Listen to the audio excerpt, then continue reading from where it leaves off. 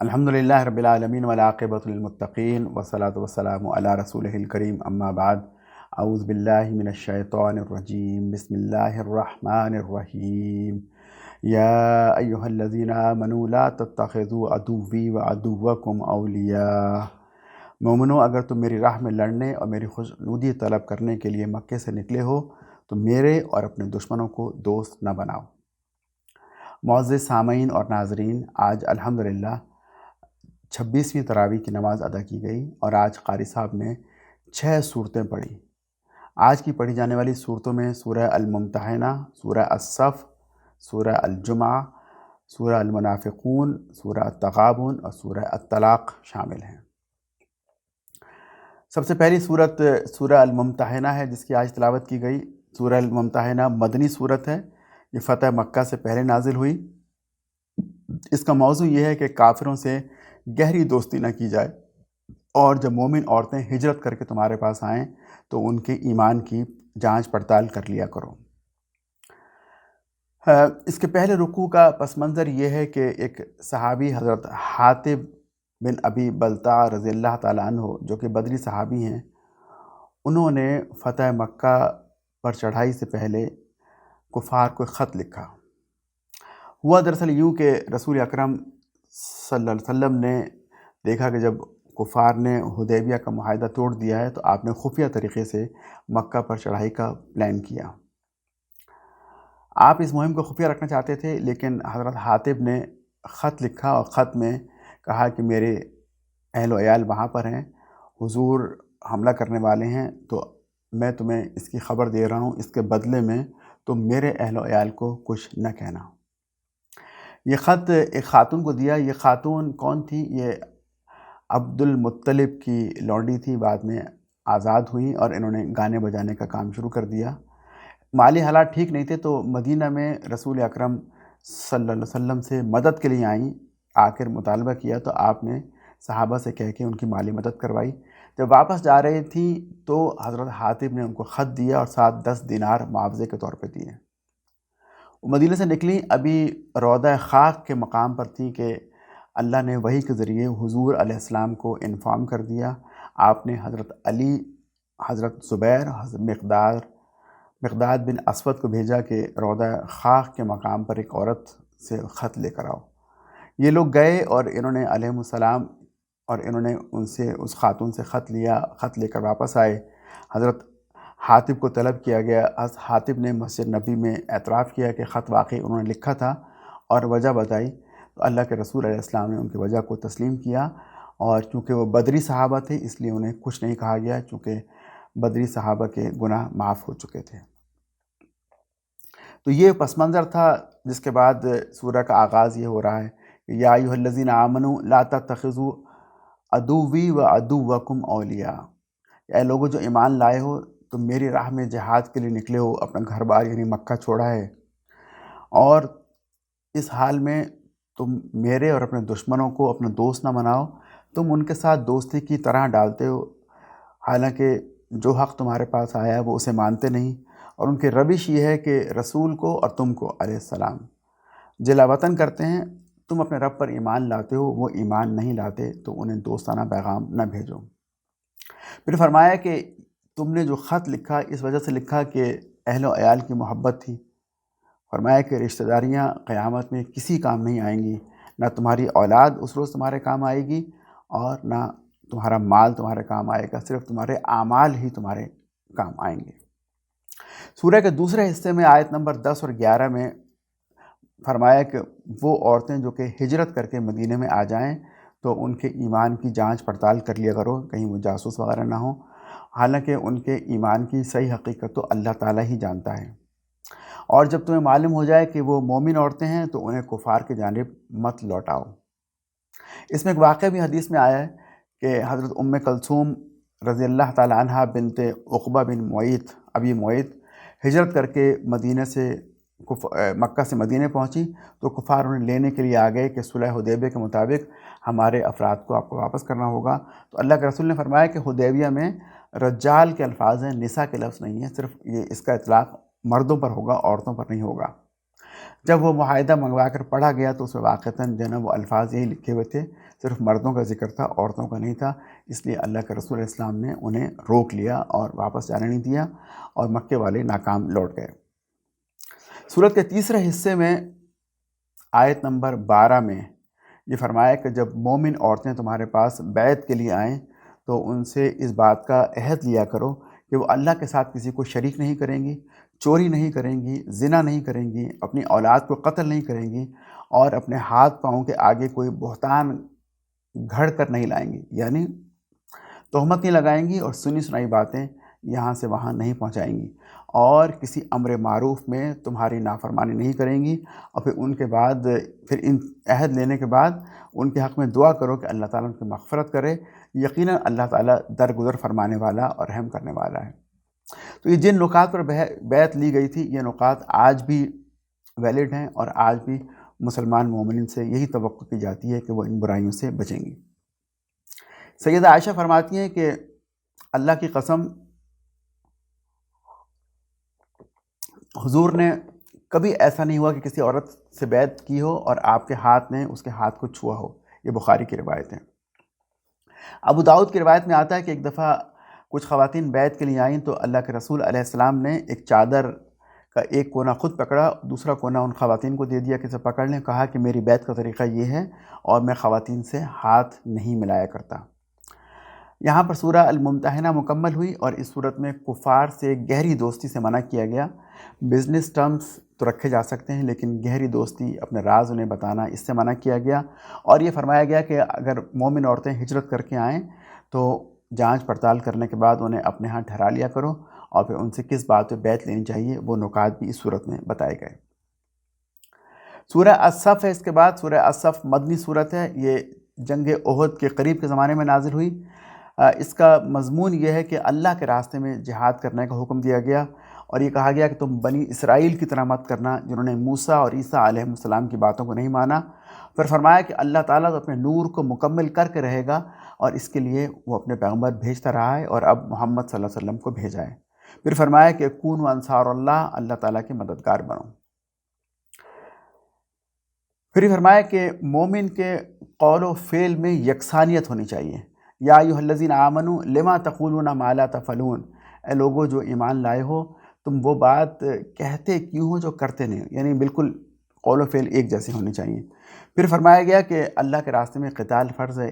ان اللہ یحب الذین یقاتلون فی سبیلہ صفا کأنہم بنیان مرصوص، بے شک وہ لوگ جو کہ اللہ کے راستے میں سیسہ پلائی ہوئی دیوار کی طرح جڑ کر جہاد کرتے ہیں، اللہ تعالیٰ ان سے محبت کرتا ہے۔ پھر اگلی آیت میں اللہ تعالیٰ نے موسیٰ علیہ السلام کا ذکر کرنے کے بعد فرمایا کہ اہل ایمان اس طرح نہ کیجیے گا کہ تم بھی موسیٰ علیہ السلام کے پیروکاروں کی طرح جس طرح انہوں نے تکلیف دی تھی تو محمد صلی اللہ علیہ وسلم کو تکلیف دو، یعنی نبی علیہ السلام کو تکلیف مت دینا۔ عیسیٰ علیہ السلام کی شخصیت کا تعارف کروانے کے بعد اللہ تعالیٰ نے فرمایا کہ وہ بشارت لے کر آئے تھے کہ ان کے بعد ایک نبی آئیں گے، ان کا نام احمد ہوگا، وَمُبَشِّرًا بِرَسُولٍ یَأْتِی مِن بَعْدِی اسْمُهُ احمد، اور میں تمہیں خوشخبری دیتا ہوں کہ میرے بعد ایک نبی آئیں گے، ان کا نام احمد ہوگا۔ فَلَمَّا جَاءَهُم بِالْبَيِّنَاتِ قَالُوا هَٰذَا سِحْرٌ مُبِینٌ، لیکن جب وہ رسول آ گئے کھلی نشانیاں لے کر تو پھر ان لوگوں نے کہا کہ یہ تو کھلا جادو ہے، اور ماننے سے انکار کر دیا۔ اگلی آیت میں اللہ تعالیٰ فرماتے ہیں کہ اللہ تعالیٰ اپنے نور کو مکمل کر کے رہے گا۔ یہ کفار چاہتے ہیں کہ یریدون لیطفئوا نور اللہ بافواہہم، یہ اللہ تعالیٰ کے نور کو اپنی پھونکوں سے بجھانا چاہتے ہیں، ایسا نہیں ہو سکتا۔ اللہ تعالیٰ اسے پھیلا کر رہے گا، اور اسی لیے وہ اپنے پیغمبر بھیج رہا ہے تاکہ وہ اس کے نور کو پھیلائیں۔ پھر اللہ تعالیٰ نے نبی علیہ السلام کا مقصد بعثت بیان فرمایا کہ هو الذی ارسل رسولہ بالہدی ودین الحق لیظہرہ علی الدین کلہ ولو کرہ المشرکون، وہی تو ہے جس نے اپنے پیغمبر کو ہدایت اور دین حق دے کر بھیجا تاکہ اسے تمام دینوں پر غالب کر دے۔ پھر فرمایا کہ کامیاب تجارت کون سی ہے وہ بتایا، یا ایھا الذین آمنوا هل ادلکم علی تجارۃ تنجیکم من عذاب علیم، کیا میں تمہیں ایسی تجارت نہ بتا دوں جو تمہیں دردناک عذاب سے بچا لے؟ کیا ہے تجارت؟ اللہ پر ایمان لاؤ، اس کے رسول پر ایمان لاؤ، اور اللہ کے راستے میں جہاد کرو اپنی مال اپنی جان کے ساتھ، اگر یہ کرو گے تو یہی تمہارے لیے بہتر ہے۔ پھر فرمایا کہ یا ایھا الذین آمنوا کونوا انصار اللہ، اے مومنو اللہ تعالیٰ کے مددگار بن جاؤ، یعنی اللہ تعالیٰ کے دین کے مددگار بن جاؤ، اللہ کے دین کو پھیلانے اور اسے نافذ کرنے کی جد و جہد کرو۔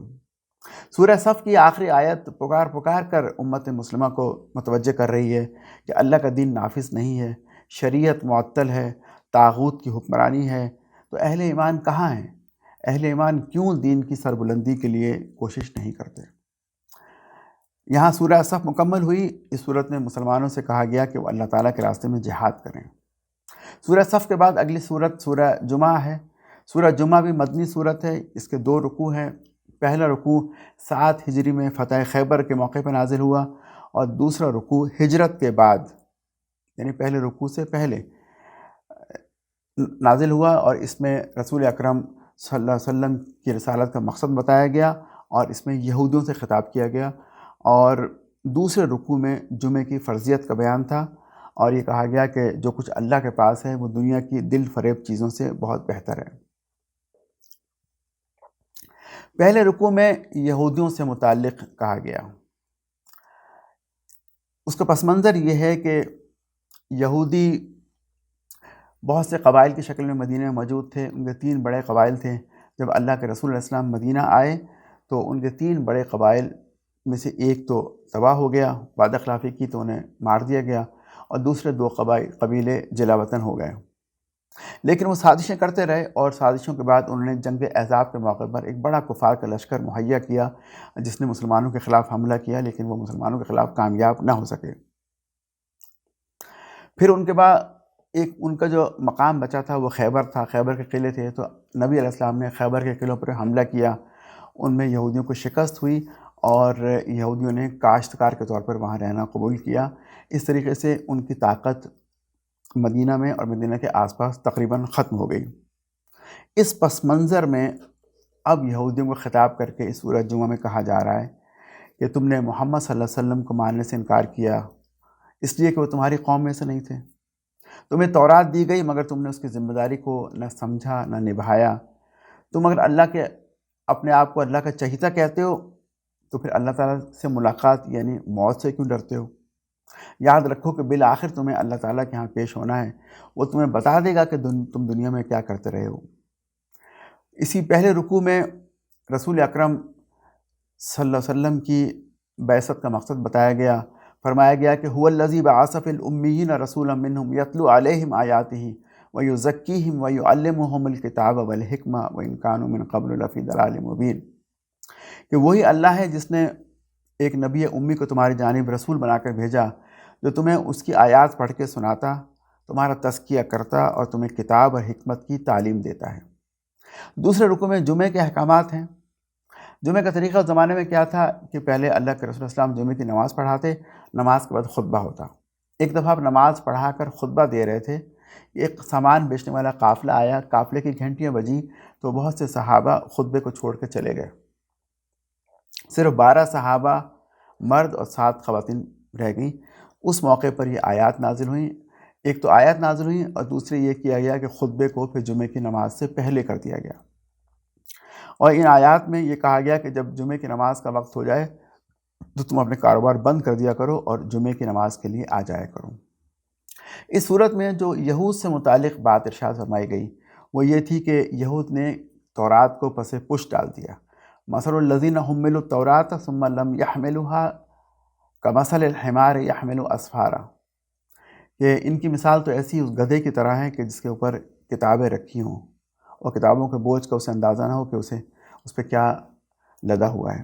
یعنی گدھے پر اگر افلاطون کے نظریات ہوں یا انسائکلوپیڈیا برٹینیکا ہو، اسے نہیں پتہ چلے گا کہ کیا کتاب اس کے اوپر ہے۔ یہ کہا گیا کہ یہودیوں نے علم کو چھوڑ دیا، علم کو پس پش ڈال دیا۔ یہ ان کے زمانہ عروج کی بات ہے۔ پھر جب ان کے پستی کی زمانے کی بات ہے، جب وہ خیبر میں بھی بالکل مظلوم، خیبر میں بھی جب وہ کاشتکار بن گئے تو فرمایا گیا کہ بئس مثل القوم الذین کذبوا بآیات اللہ، اور بری ہے مثال ان لوگوں کی جنہوں نے اللہ تعالیٰ کی آیات کو جھٹلایا۔ پہلے پس پش ڈالا تھا، اب اللہ تعالیٰ کی آیات کو یعنی قرآن پاک کو جھٹلا دیا۔ واللہ لا یہدی القوم الظالمین، اور اللہ تعالیٰ جو ہے وہ ظالمین کو ہدایت نہیں دیتا۔ یہاں پر یہودیوں کے علاوہ کفار مکہ بھی مراد ہو سکتے ہیں، جو کہ قرآن کو جھٹلا رہے تھے، یا اس کے بعد آنے والے اور لوگ یا مسلمان بھی ہو سکتے ہیں جو کہ قرآن پہ عمل نہیں کرتے اور قرآن کو انہوں نے پس پش ڈال دیا ہے۔ پھر فرمایا کہ یہودی اپنے آپ کو اللہ تعالیٰ کا چہیتا کہتے ہیں، تو بھلا بتاؤ اگر یہ چہیتے ہیں تو پھر اللہ تعالیٰ سے ملاقات یعنی موت سے ڈرتے کیوں ہیں؟ پھر تو انہیں خوشی خوشی موت کو قبول کر لینا چاہیے تاکہ وہ اللہ سے ملاقات کریں۔ اس کے بعد اللہ تعالیٰ نے مسلمانوں کو نصیحت کی، فرمایا کہ جمعہ کی نماز کے بعد فَإِذَا قُضِيَتِ الصَّلَاةُ فَانتَشِرُوا فِي الْأَرْضِ وَابْتَغُوا مِن فَضْلِ اللَّهِ، جب تم نماز ادا کر چکو تو پھر اللہ تعالیٰ کا فضل تلاش کرو، یعنی کاروبار کرو۔ یعنی اگر تمہیں کاروبار کرنا ہی ہے پھر نماز ختم ہونے کے بعد، جب نماز مکمل ختم ہو جائے تو پھر اپنا کاروبار کر سکتے ہو۔ لیکن فرمایا کہ ساتھ ہی یہ بات بھی یاد رکھو، قُلْ مَا عِندَ اللَّهِ خَيْرٌ مِّنَ اللَّهْوِ وَمِنَ التِّجَارَةِ وَاللَّهُ خَيْرُ الرَّازِقِينَ، کہ جو کچھ اللہ تعالیٰ کے پاس ہے وہ تجارت اور یہ کھیل کود کی چیزوں سے بہت بہتر ہے، اور اللہ تعالیٰ سب سے اچھا رزق دینے والا ہے۔ اس کے ساتھ ہی سورہ الجمعہ مکمل ہوئی۔ اس صورت میں نبی علیہ السلام کی بعثت کا مقصد بیان کیا گیا، یہودیوں کے رویے کی مذمت کی گئی، اور جمعے کی نماز کے وقت کاروبار کو بند کرنے کا حکم دیا گیا۔ اگلی سورہ المنافقون ہے۔ سورہ منافقون بھی مدنی سورہ ہے جو کہ غزوہ بنی مصطلق کے بعد نازل ہوئی۔ اس کا پس منظر ایک واقعہ ہے۔ واقعہ جاننے کے لیے منافقین کی تاریخ جاننا بھی ضروری ہے۔ تاریخ یہ ہے کہ جب اللہ کے رسول السلام مدینہ آئے تو اس وقت ان کے آنے سے پہلے اوس اور خزرج آپس میں لڑائیاں کر کر کے تھک گئے تھے۔ انہوں نے فیصلہ کر لیا کہ اب ہم لڑائی نہیں کریں گے اور اپنا ایک سردار بنائیں گے۔ سردار بنایا عبداللہ بن ابی بن سلول۔ تاج سونے کا بن چکا تھا، ابھی تاج پوشی نہیں ہوئی تھی کہ اللہ کے رسول علیہ السلام آ گئے۔ چونکہ بہت سے قبائل مسلمان ہوئے، اوس و خزرج کے سردار بھی مسلمان ہوئے، تو مجبوراً عبداللہ بن ابی بھی مسلمان ہو گئے، لیکن اپنے دل میں انہوں نے اس چیز کو باقی رکھا، دل سے مسلمان نہیں ہوئے، اور وہ سال ہا سال تک مسلمانوں کے خلاف سازشیں کرتے رہے۔ چونکہ مسلمانوں کے ساتھ تھے، نماز بھی پڑھتے تھے، جہاد میں شریک بھی ہوتے تھے، اگرچہ منافق تھے، تو غزوہ بنی مصطلق میں آپ کے ساتھ گئے۔ جب وہاں سے واپس آ رہے تھے ایک کنویں پر پڑاؤ ڈالا گیا، وہاں پر انصار اور مہاجرین کے دو غلاموں کی آپس میں لڑائی ہو گئی۔ ان دونوں نے اپنے اپنے قبیلوں کو مدد کے لیے پکارا، تو اس وقت عبداللہ بن ابی نے انصاریوں سے کہا کہ انصاریوں اٹھو اور جا کے اپنے اس غلام کی مہاجرین کے خلاف مدد کرو۔ مہاجر غلام نے مہاجرین کو بلایا، شور ہوا تو اللہ کے رسول علیہ السلام خیمے سے باہر آئے اور آپ نے کہا کہ یہ جاہلیت کی باتیں ہیں اور یہ گندی چیزیں ہیں، ان کو چھوڑ دو، تو یہ چیزیں چھوڑ دی گئیں۔ تو ایک تو یہ واقعہ ہوا، اور دوسرا واقعہ ایک اور ہوا جس میں سیدہ عائشہ پہ تہمت لگائی گئی، اور یہ واقعہ ہم پہلے پڑھ چکے ہیں۔ آج کا جو واقعہ، جو دو غلاموں کی لڑائی اور پھر اس کے بعد جاہلیت، پھر عبداللہ بن ابی کا جو فتنہ تھا، اس پر آج کی اس صورت میں کلام کیا گیا ہے۔ تو جب یہ معاملہ ہو گیا اور لڑائی ختم ہو گئی، تو اس وقت جو وہ لوگ جن کے دلوں میں نفاق تھا وہ عبداللہ بن ابی کے پاس آئے، کہنے لگے ہمیں آپ سے بڑی توقع تھی کہ آپ اس مسئلے پر ایکشن لیں گے، لیکن آپ بھی خاموش ہو گئے اور آپ نے کوئی ایکشن نہیں لیا۔ تو انہوں نے کہا کہ میں کیا کروں، تم ہی لوگوں نے محمد اور ان کے صحابہ کو مکے سے بلا کر ان کی مدد کرنے کے بعد اب وہ توانا ہو گئے، تو اب تم شکایتیں کرتے ہو۔ اور پھر اس کے بعد اس نے نعوذ باللہ بڑے سخت کلمات کہے۔ انہوں نے کہا کہ یہ تو ویسے ہی ہوا کہ استغفر اللہ، جس طرح کوئی شخص اپنے کسی کتے کو پالے اور پھر کتا بعد میں مضبوط ہو کر اسی کو پھاڑ کھائے۔ اور پھر اس نے کہا کہ مدینے پہنچ کر ہم ذلت والے یعنی صحابہ کو وہاں سے نکال دیں گے۔ جب اس نے یہ بات کہی تو اس وقت ایک چھوٹے صحابی حضرت زید بن ارقم سن رہے تھے اس بات کو۔ انہوں نے اپنے چچا سے کہا، چچا نے آ کر اللہ کے رسول کو بتایا۔ اللہ کے رسول علیہ السلام نے عبداللہ بن ابی کو طلب فرمایا۔ عبداللہ بن ابی فوراً مکر گیا، کہنے لگا میں نے تو ایسی کوئی بات نہیں کی۔ زید بن ارقم نے کہا کہ میں نے بات سنی تھی۔ لوگوں نے کہا کہ یہ بچہ ہے، اور خود حضور نے کہا کہ ہو سکتا ہے تمہارے کان کو غلطی لگی ہو سکتا ہے تمہیں ان سے کوئی پرخاش ہو عبداللہ بن ابی سے۔ اور یہ کہہ کر جب انصار نے بھی کہا کہ یہ ہمارے بزرگ ہیں عبداللہ بن ابی، یہ ایسے بات نہیں کہہ سکتے، تو رسول علیہ السلام نے ان کو چھوڑ دیا اور وہ چلے گئے۔ بعد میں آسمان سے وحی آ گئی اور زید بن ارقم کی بات کی تائید ہوئی، تو آپ نے زید کو بلایا اور بلا کر آپ نے پیار سے ان کے کان پکڑے اور کہا کہ تمہارے کان پکے تھے اور تمہارے کانوں نے صحیح بات سنی، یعنی تم نے سچ بولا۔ حضرت عمر نے کہا کہ یا رسول اللہ مجھے آپ اجازت دیجیے کہ میں عبداللہ بن ابی کو قتل کر دوں، یا اگر مجھے آپ پرمیشن نہیں دیتے تو کسی انصاری سے کہیے، خزرج قبیلے کا، ان کے اپنے قبیلے کا کوئی شخص ہو، وہ ان کو مار دے۔ تو آپ نے فرمایا کہ نہیں عمر، ایسا نہیں کہو، ہم اس طرح نہیں کریں گے۔ چونکہ انہوں نے یہ بات کہی تھی کہ ہم مدینے پہنچ کر عزت والے ذلت والوں کو نکال دیں گے۔ جب مدینے پہنچے تو مدینے کے دروازے پر، یعنی مدینے کے انٹرنس پر، ان کا بیٹا عبداللہ ان کے سامنے تلوار لے کے کھڑا ہو گیا اور کہا کہ چونکہ آپ نے یہ بات کہی تھی اس لیے اب میں آپ کو مدینے میں داخل نہیں ہونے دوں گا۔ گویا کہ یہ کہا کہ آپ عزت والے نہیں ہیں، اللہ اور اس کے رسول اور صحابی عزت والے ہیں۔ جب یہ بات اللہ کے رسول علیہ السلام کو پتہ چلی تو آپ نے عبداللہ سے کہا کہ اپنے والد کو مدینے میں جانے دو۔ تو پھر انہوں نے کہا کہ چونکہ اللہ کے رسول کا حکم ہے اس لیے میں آپ کو مدینے میں انٹر ہونے کی اجازت دیتا ہوں۔ تو یہ پس منظر تھا منافقین کا، ان کا یہ رویہ تھا، سازشیں تھیں۔ تو ان کے کردار کو اس صورت میں کھول کر بیان کیا گیا۔ فرمایا کہ ان المنافقین لکاذبون، منافقین تو جھوٹے ہیں، جھوٹی باتیں کرتے ہیں، بہت بزدل ہیں۔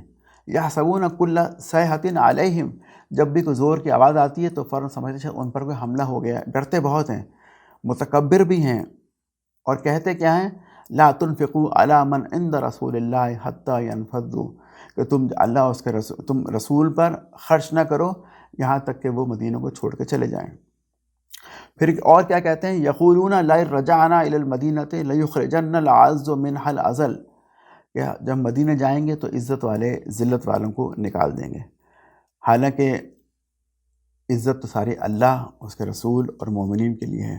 وَلِلَّهِ الْعِزَّةُ وَلِرَسُولِهِ وَلِلْمُؤْمِنِينَ وَلَكِنَّ الْمُنَافِقِينَ لَا يَعْلَمُونَ، کہ عزت تو اللہ، اس کے رسول اور صحابہ کے لیے ہے، مومنین کے لیے ہے، لیکن منافق اس بات کو نہیں جانتے۔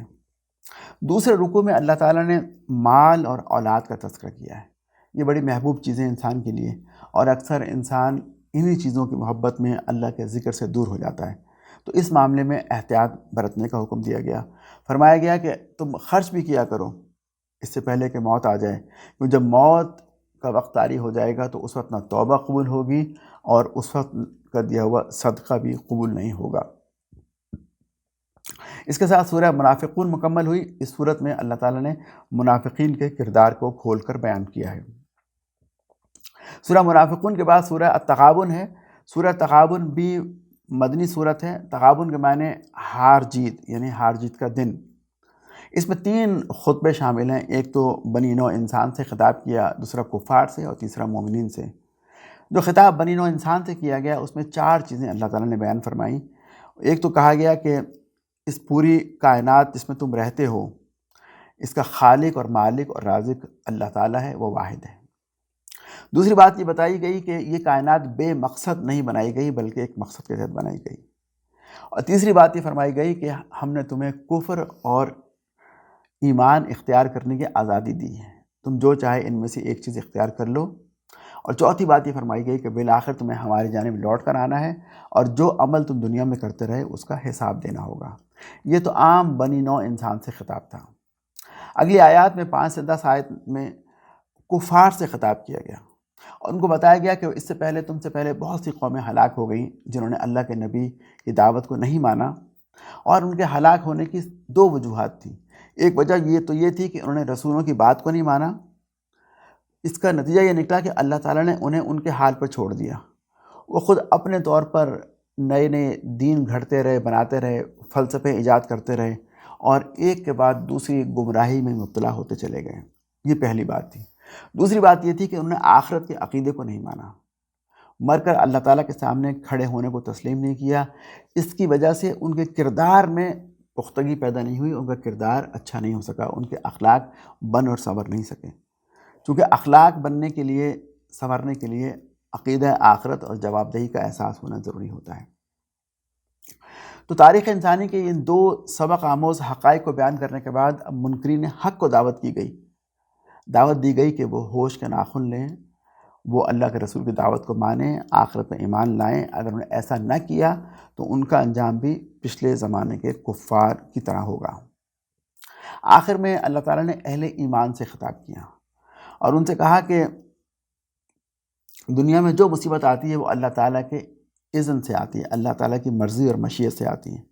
تو جو اس مصیبت میں ثابت قدم رہے گا اللہ تعالیٰ اس کے دل کو ہدایت بخشتا ہے، اور جو گھبراہٹ جھنجھلاہٹ کا شکار ہو جائے، شکوے شکایات کرے، تو وہ پھر ایمان کی راہ سے ہٹ جاتا ہے۔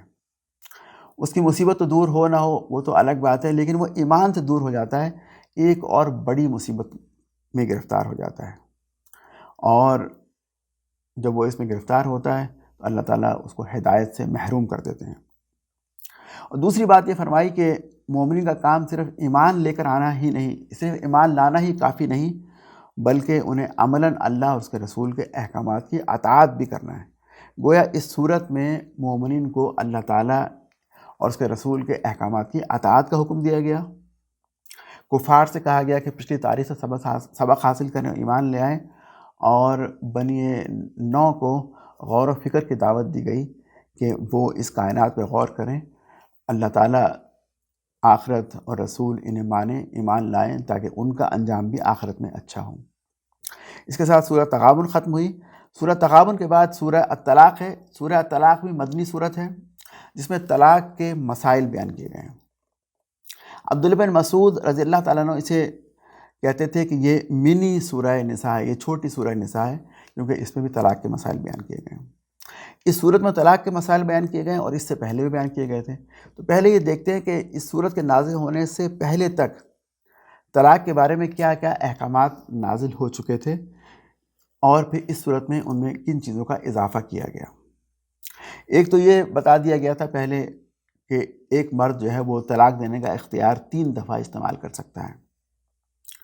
دوسری بات یہ بتائی گئی کہ 1 یا 2 پہلی یا دوسری طلاق دینے کے بعد عدت کے اندر، عدت جو کہ 3 مہینے کی، اس کے اندر انسان اپنی بیوی سے رجوع کر سکتا ہے۔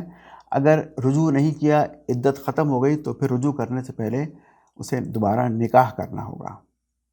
اگر اس نے پہلی اور دوسرے کے بعد تیسری طلاق بھی دے دی اور عدت میں رجوع نہیں کیا، عدت گزر گئی، تو اب نکاح نہیں ہو سکتا اس وقت تک جب تک کہ وہ خاتون کسی اور مرد سے اپنی مرضی سے نکاح کرے اور پھر اس سے طلاق ہو جائے، اور پھر طلاق کے بعد وہ دوبارہ پہلے مرد سے نکاح کرنا چاہے تو نکاح ہو سکتا ہے، اس کے علاوہ اور کوئی صورت نہیں ہے۔ پھر یہ پہلے فرمایا جا چکا تھا کہ طلاق کی عدت 3 مہینے ہے، اور پھر یہ فرمایا کہ کسی لڑکی کا نکاح ہوا، ابھی اگر رخصتی نہیں ہوئی اور طلاق ہو گئی تو اس کی عدت نہیں ہوگی، کوئی عدت نہیں، چونکہ رخصتی نہیں ہوئی تھی، اور کسی کا شوہر مر جائے تو اس کی عدت 4 ماہ اور 10 دن ہے۔ تو اس سورہ مبارکہ میں جو نئی چیزیں بتائی گئیں in addition to the previous ones, اس میں یہ تھا کہ ایک تو طلاق دینے کا صحیح اور حکیمانہ طریقہ بتایا گیا کہ ایک باقی میں، ایک طہر میں انسان ایک دفعہ طلاق دے، پھر دوسرے مہینے دوسری دفعہ، اور تیسرے مہینے تیسری دفعہ، یہ صحیح طریقہ بتایا گیا۔ ایک ساتھ 3 طلاق دینے سے منع کیا گیا۔ اور دوسرا اس میں یہ بتایا گیا کہ جو طلاق دی جائے اور عورت پریگننٹ ہو تو پھر جو ہے وہ کیا احکامات ہوں گے، وہ بھی انشاءاللہ آگے آ رہے ہیں۔ تو بتایا گیا کہ جن عورتوں کو ابھی حیض آنا شروع نہیں ہوا، یا جن کا حیض آنا بند ہو گیا، یعنی وہ بوڑھی ہو گئیں، تو ایسی عورتوں کو اگر طلاق ہو تو ان کی عدت بھی 3 مہینے ہی ہوگی۔ اور حاملہ عورتیں، ان کی عدت ڈیلیوری تک ہے، وہ 1 مہینہ بھی ہو سکتی ہے اور 8 مہینے بھی ہو سکتی ہے۔ اور اگر حاملہ عورتوں کو طلاق دی جائے تو حاملہ عورتوں کا نان و نفقہ شوہر پر فرض ہے جب تک کہ ان کا وضع حمل یعنی ڈیلیوری نہ ہو جائے۔ پھر وضع حمل کے بعد اگر وہ بچے کو دودھ پلائیں تو بچے کا باپ دودھ پلانے کی مدت کے درمیان اس کی اجرت دینے کا پابند ہے، اور وہ اجرت دی جائے جو کہ معاشرے کے لحاظ سے ایک ایوریج اجرت بنتی ہو۔ آخری رکوع میں سورہ طلاق کے اللہ تعالیٰ نے یہ بات واضح کی کہ جو بھی اللہ تعالیٰ کے احکامات سے روگردانی کرے گا تو وہ بھی پہلے لوگوں کی طرح تباہی سے دوچار ہو جائے گا۔ تمام قوانین اللہ تعالیٰ اس لیے بیان کرتا ہے کہ وہی اس کائنات کا خالق ہے، اور وہی اس کے نظام کو صحیح خطوط پر قائم رکھ سکتا ہے۔ اس کے ساتھ ہی آج 26ویں تراویح کا خلاصہ ختم ہوا۔ وآخر دعوانا ان الحمد للہ رب العالمین، والصلاۃ والسلام علی رسولہ الکریم۔